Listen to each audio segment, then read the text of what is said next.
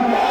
যদি মাদ্রাসাগুলো বন্ধ না থাকতো তাহলে এত সময় পর্যন্ত আপনারা দেখতেন সারা বাংলাদেশ উত্তাল হয়ে গেছে। সামনে নির্বাচন, আমরা নির্বাচনের কারণে আমাদের বড় বড় মুরব্বীরা চুপ আছেন, কোনো কথা বলছেন না। হেফাজতে ইসলাম কোন রাজনীতির সাথে সম্পৃক্ততা রাখে না। হেফাজতের আমির মহোদয় তিনি স্পষ্ট করে বলে দিয়েছেন যে তিনি কোন রাজনীতির সাথে নেই, আমরাও রাজনীতির সাথে জড়িত না। সুতরাং আমরা কোন রাজনীতির পক্ষে বিপক্ষে কথা বলতে চাই না।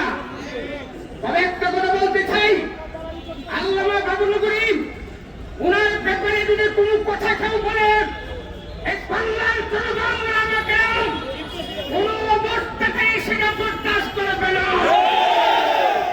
সেটা নাসিরউদ্দিন পাটোয়ারি নয়, এই দেশের সর্ববৃহৎ ব্যক্তিও যদি বাবুল করিমের ব্যাপারে সামান্যতম কোনো কথা বলে, সেটা আমরা কোনো অবস্থাতেই বরদাস্ত করব না।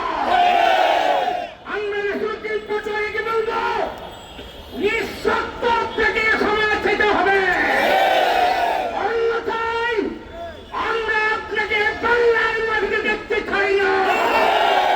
আমরা কোনো অবস্থাতেই আপনাকে আমরা মেনে নিতে পারবো না। আপনাকে আমরা হুঁশিয়ার করতে চাই, আপনি নির্বাচন করছেন ভালো কথা, আপনি নির্বাচনের দাঁড়িয়ে আপনি যেখানে ইচ্ছা সেখানে কারো না কারোর বিরুদ্ধে কথা বলছেন কেন? আপনি কথা বলতে বিরুদ্ধে কথা বলতে হবে কেন?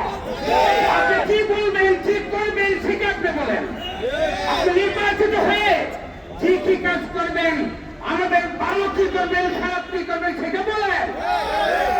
কিন্তু আপনার কথা বলার শুরুতেই খালি কিবোর্ড কিবোর্ড কিবোর্ড, এতই কিবোর্ড করে না বলবো আপনার মধ্যে ছাত্র ছাত্র। আপনাকে কে শিখাইছে এত জীবন? কে শিখাইছে আপনাকে এত জীবন?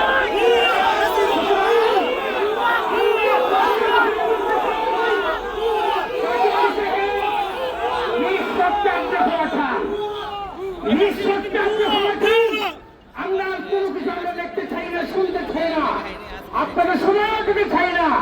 অতএব আজকে আমরা ছোট আকারে বিক্ষোভ করেছি। আমরা আগামী 24 ঘন্টার ভিতরে যদি আপনি যদি স্পষ্ট ক্ষমা না চান, আমরা বৃহত্তর আন্দোলনের ঘোষণা করতে বাধ্য হব। আপনি যা বলেছেন তার মিথ্যা, এটাকে আপনি স্বীকার করেন কিনা আপনারা?